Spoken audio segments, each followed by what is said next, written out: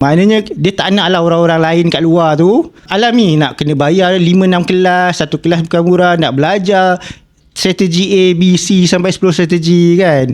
So nampak yang apa yang cuba dibuat oleh Spiritable ni memang nak kepada memudahkan trader-trader yang lain, memudahkan, mengurangkan kos dan sama-sama dapat hasil yang payout yang berjaya lah.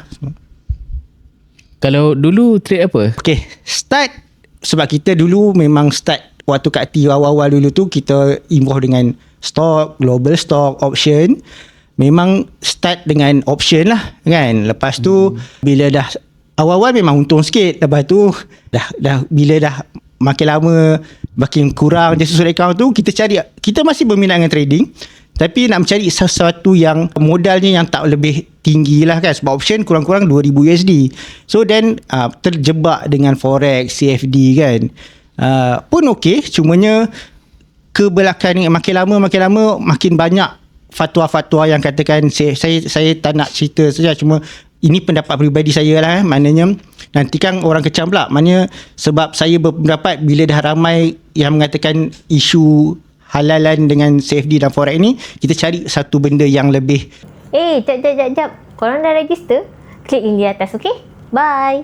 Selamat lah kan. So di situ ada ternampak yang dengan Kak T yang memang buat sekarang ni funded futures kan. So dah lah futures yang kita dapat elakkan daripada CFD dan forex. Ada pula funded kan, di mana modal adalah kita boleh dapatkan bantuan modal. Tak lah, orang kata yelah, orang dah berpengalaman kan, bertahun-tahun belajar dengan macam-macam guru, macam-macam knowledge, dah lalui dah daripada fasa jatuh bangun sampai kan rasa mungkin ada berasa nak give up tak dulu, ada kan, mesti ada, tipu dah tak ada kan.